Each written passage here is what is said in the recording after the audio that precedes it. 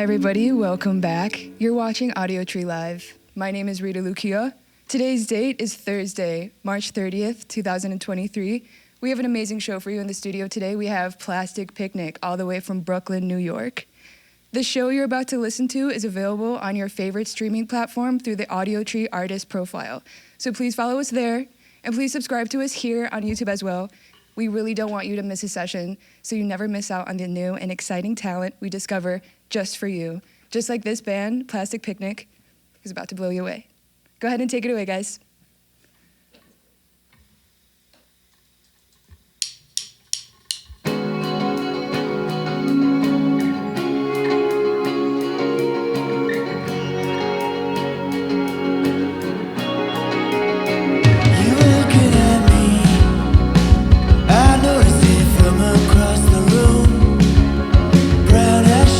Contact made you move.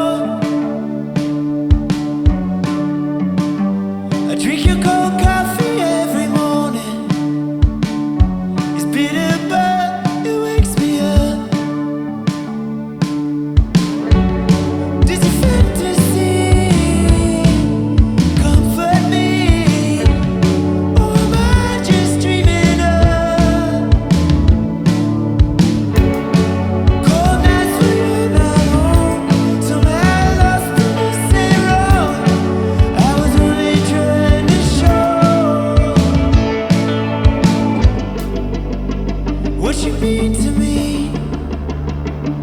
After all this, you had cold feet.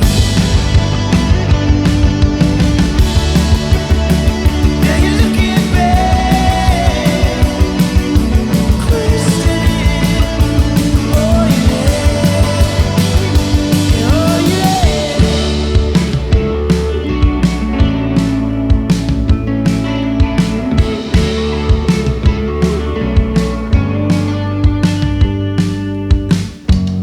Take the lie and believe it. All you made us say. That's the numbness just seeping in. Take your last breath and breathe it. As your novel ends. On the page you were gonna read. Does your fantasy comfort me? Or am I just dreaming of cold nights when you're not home? Somehow lost on the same road. I was only trying to show what you mean to me. After all this, you had cold feet. Now you're looking back, questioning all you had, all you had, all you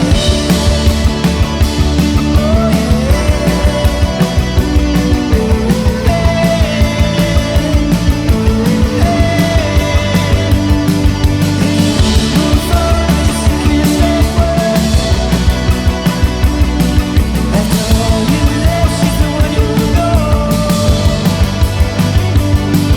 You're searching for the reason to find the answer. After all you left, she's the one you know.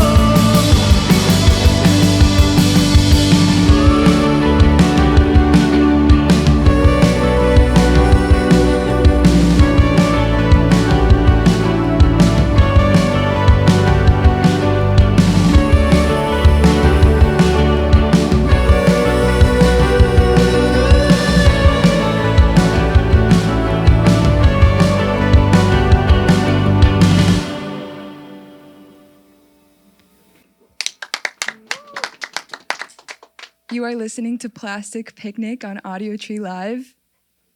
Such good vibes, guys. Thanks for being here. That was really cool. Thank you. Yeah, you're welcome.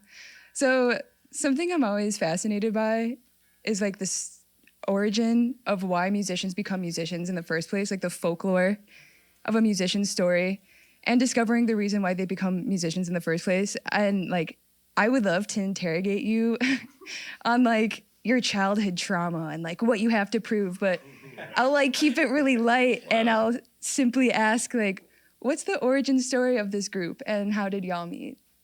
Yeah, so we're kind of a bi-coastal transplant band, but Lincoln on guitar, Gordon on drums, and I all went to a liberal arts school in Bellingham, Washington, which is like a little north of Seattle.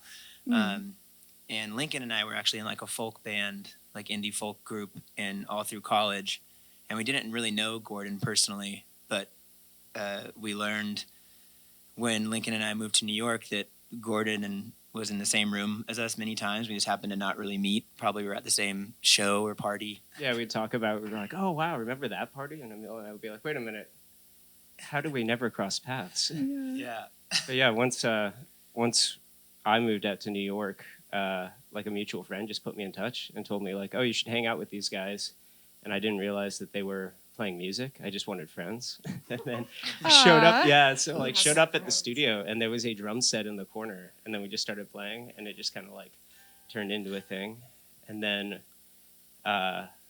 when like our original bassist moved back to Seattle during the pandemic, and good for him, he's doing great out there. But like we like were in search of a bassist, and Zena hit me up and was like, "Hey, I'm thinking about moving to New York, but I don't want to stop playing bass. Do you know anybody who needs a bassist?"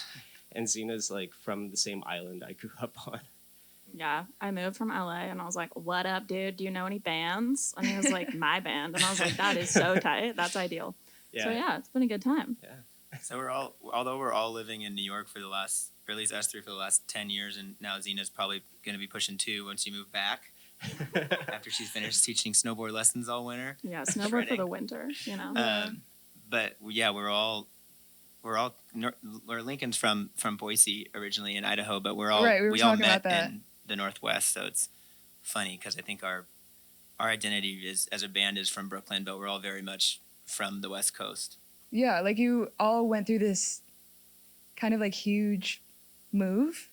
Does that ever thematically come up in the music? Like, is that, I mean, it's probably something that you all bond over, like not being New York natives and maybe feeling like a little displaced. I don't know. There's a lot of like heartbreak in your music, so I don't know if that's something you guys all bond over, if you feel like longing or for your hometown, or I don't know. Yeah, I mean, I think that naturally, like sonically, a lot of that juxtaposition happened naturally, like whatever the West Coast bands we grew up on Yeah. kind of combined with kind of East Coast stuff that we maybe wanted to romanticize more once we were there.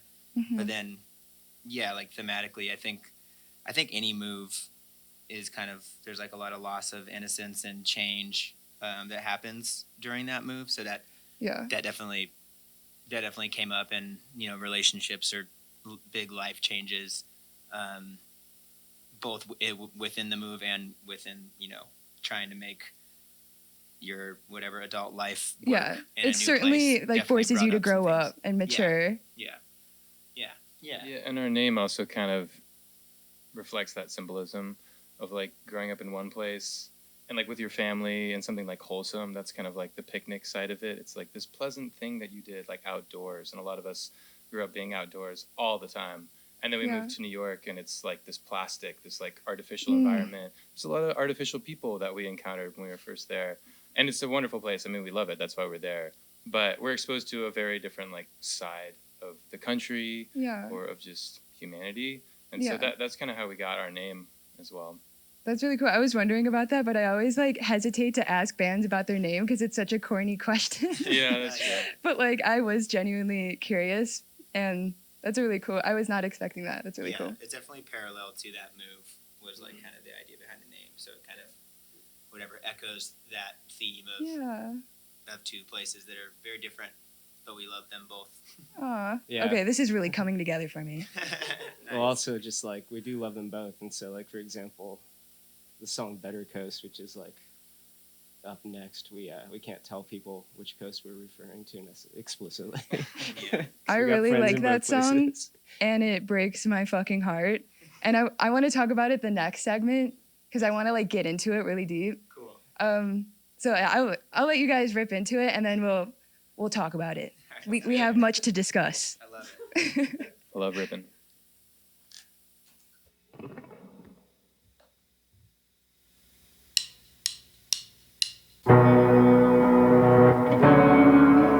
Oh, I can't wait as long as you need.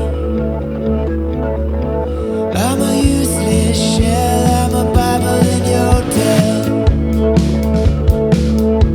No pages turn,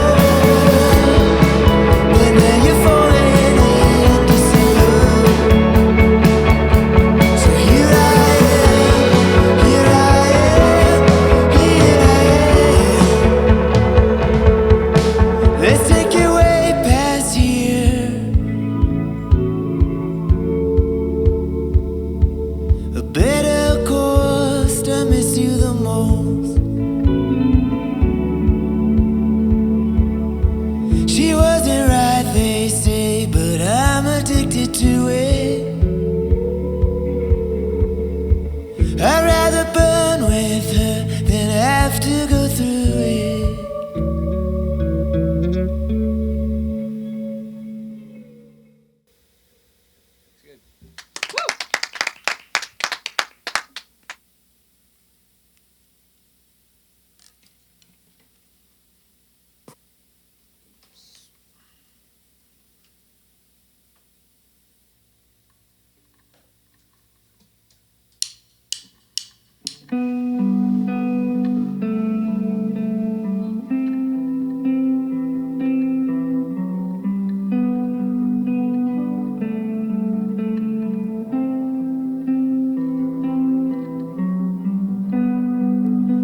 I waited there for you. I knew you'd never come. I just wanted to be let down, to prove I can be found on the side of a highway, ejected and face down.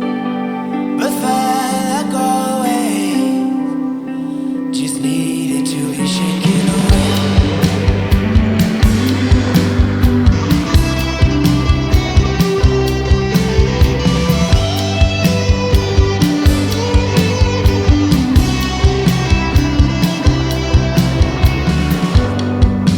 The anorexic that always eats, I found him in the bathroom with me, looking after each other like little broken beasts, always looking for fake love in the best places for it.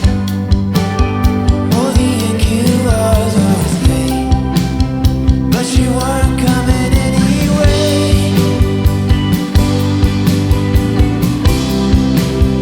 You tried your best to stay until somebody said you could have done better, babe.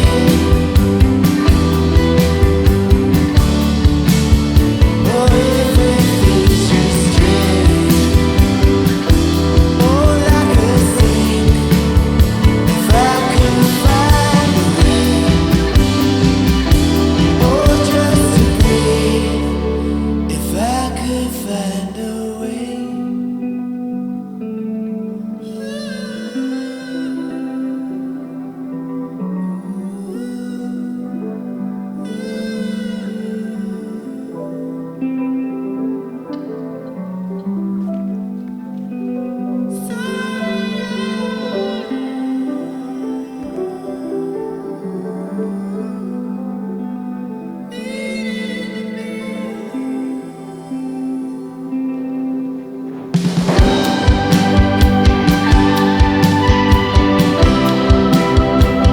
Everyone's to blame.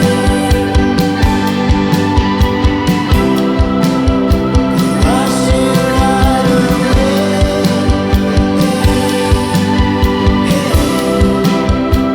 Help him if you can.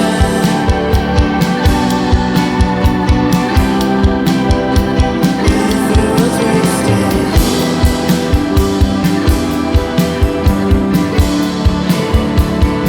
Everyone's to blame.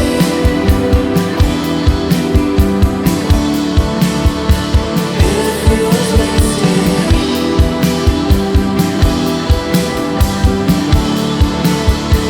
Help him if you can. If it was wasted.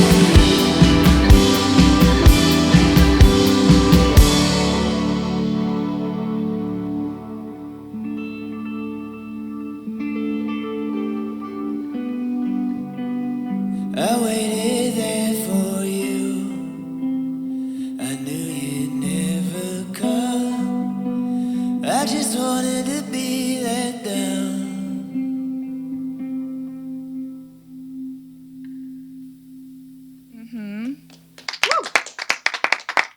You are listening to Plastic Picnic on Audiotree Live. Emil, your falsetto is super impressive. Thank you. It's beautiful. Thank you so much. Yeah, dude. I appreciate it. Yeah, dude. These songs are so catchy and like anthemic and poppy, but I have to be honest. The lyrical content makes me feel a little bit devastated and a little bit concerned for whoever wrote them. So my question is, who hurt you? Yeah. We can provide addresses. No, yeah. I mean, we used to have T-shirts that said "sad music to dance to" because we like That's we like apt. that sort of music. You know, when you dig below the melody, there's some pain there. No, I mean, yeah. There's like definitely a lot of heartbreak, and I think during the this is our first full length. A lot of these songs, Yeah. and I think during the pandemic and you know, a buttload of therapy, frankly. There are a lot of both fresh things, but also pretty deeply rooted, like family things and Yeah. things that maybe I didn't properly deal with before that Yeah. I was able to deal with in a way that made it okay to talk about. I think cathartic music for artists can be really dangerous, where it's like you go through something, write a song about it, then you're fine, and it's like not really the case. And performing some of these for the first time when we first started touring them after not doing that for a long time was Yeah. actually like for the first time pretty hard for me to talk about them Yeah. or sing about them. But Oh. but yeah, I think that there was like some early family loss that is about. There's some stuff on the record there, and then there was like a really long, like almost decade long personal relationship that ended Yeah. kind of formally right in the middle of the pandemic. So that also, you know, there's a lot of stuff about that too, and Yeah. maybe the self-harm that comes after that loss when you are feeling a little bit self-destructive and not sure how to deal with it. Yeah. Yeah. A lot of people use lyrics as this kind of like diary entry, or they're very vague, but you are very direct, and actually like you use the word "you" a lot. Like a lot of your lyrics sound like very direct messages. And in the song that you just performed, there's a lyric, in case you didn't catch it at home, I'm gonna say it again, because this one devastated me. I'm a useless shell, I'm a Bible in your hotel, no pages turn, the drawers stay closed unless you're ripping it out to roll something up. And like, bars, first of all. That's such a potent metaphor. And also it's like very direct. And with your usage of the word "you" and this like very strong statement, it's like has this strong messaging. Like I wonder, like, does it ever cause you problems, the directness of your lyrics? Like, do people ever take it personally, like exes, or, you know, do they feel dissed by you? Like, do like, hey, like I know this song is about me. Well, I mean, a short answer, yes, but Okay, cool. long answer, Love drama. Yeah, but long answer, I think I learned kind of early on with this band that it's pretty awful to hear a song about you for the first time. So with this new record, I wrote pretty extensive messages to people with the demos, explaining what they're about and making sure there's no room for misinterpretation about certain things, you know. And Wow. and there is room for romanticizing these things, you know. I feel like that came up a lot with family. There's a song called "Raj" on the record that's about a really tragic suicide in our family, and I wanted them to make sure that they were comfortable with that being on the record, and that they knew kind of what I meant when I was saying something, so something wasn't taken out of context, and Wow. and feelings were more hurt than feelings already will be, just having to, you know, relive some of these things maybe in like a music context. So I think that helped people not get more hurt, to know what was coming and have a valid explanation from me about about why I felt that way and kind of where my perspective was on the thing. So I think that helped a lot. I encourage more artists to do that. Yeah. I think it sucks hearing a song about you for the first time in the back of a club. Yeah, take notes. I'm like, more people need to be this emotionally mature and just clear the air. It's very like, you're taking responsibility, which is really cool. He's in therapy, as we can tell. I love that. Good communicator. Good stuff. How about like the rest of the band? Like, Oh, I think we're all in therapy. oh yeah, I mean, clearly. We Yeah. love therapy. Yeah. Monday afternoons, we all split up in the hotel. So this is actually a sponsored ad. Yeah. BetterHelp, 20% off. I wasn't gonna say it. No, but I was gonna ask you guys, just like open up the like conversation. Like, do you guys like co-sign this feeling? Like, I mean, you're like keeping it up with like the rhythm section, and, like synths over there, very like happy, poppy. Like, you guys keep a uplifting kind of tone while he's just going for it. I mean, like, how do you like resonate with the music and like the vibe, the sad vibe? I feel like a lot of it is us bringing like a dark energy sonically to songs that Emil would write. Like he really has this juxtaposition between like bright, happy songs and then like singing stuff that's really traumatic. Absolutely. But we actually sometimes make the songs and like the sonic quality feel like much more heavy. And I feel like we're listening maybe a little bit to what he's saying, and we're like, dude, this needs to be a little like a little gnarly. Like this is heavy stuff. Which is kind of fun because maybe you don't want to go there, and it creates this tension where we're always like pushing and pulling between like it's fun and it's like summery, and then like no, we want it to be dark. Like, well, it's that like pumped up kicks paradox where like the music is compositionally really happy and the lyrics are extremely dark. Yeah. I mean, I don't know if that's a welcome. No, that's analogy. We wouldn't write. I don't think we would stamp the songs if we weren't into the dark side of them. Yeah. You know. Yeah, I think that's something we all get behind and agree with, and so it comes out with like that gives space to like encourage Emil kind of like working on lyrics in this like exploring darker things while he does that, and then we're like super interested in that space in between it because like I think there's like it's not like always there's like a lot of joy to be found in being free to express that like darkness sometimes or like a sadness, and I think we're kind of looking for like what is that space when you're like kind of open up, what does that feel like, you know? Yeah, I think by proxy I think we wanted to we wanted the record to I feel like it's that feeling of like having a horrible day but kind of swallowing it and like driving into the sunset being like, okay, tomorrow can be better. So I feel like there's, for as much dark energy there is, we did want to capture like some hope. And I think that whatever with the world, not just the pandemic, but in general, the way it is, I think that you got to be direct and approach the realness that is the misery of life sometimes, but also do it with some hope and some optimism. So we try and accomplish that. Yeah, well, it comes through in the music. And you guys have one more. And I'd love to hear it. Whenever you're ready, go ahead. Thanks, Rita. Yeah, dude.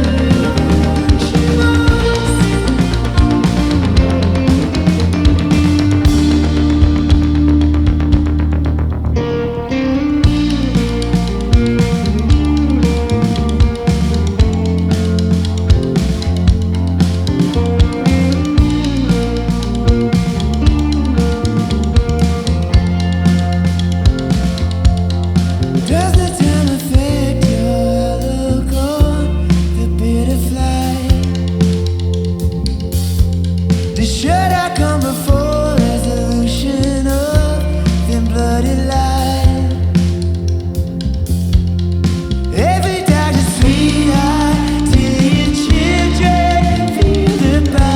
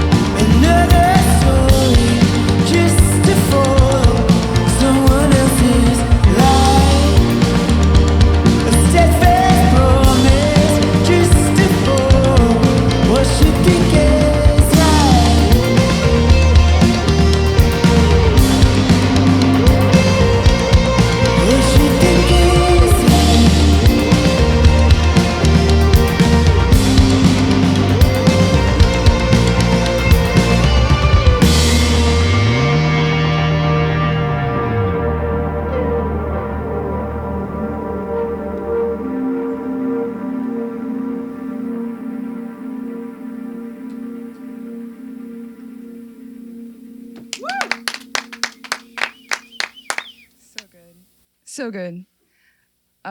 Thanks for coming in again, guys. Thanks for having us. Yeah, dude. Thank you. Yeah, it was an honor. That wraps up our Audiotree live session with Plastic Picnic. I want to give a big thank you to all the talented people behind the scenes who make this happen, the sound engineers, the camera and lighting crew. They are very handsome and smell very good. The session you just heard is available on your favorite streaming platform, so please follow us on Spotify and please subscribe to us here on YouTube as well, so that you never miss a session. We love you guys, and thanks for tuning in, and see you next time.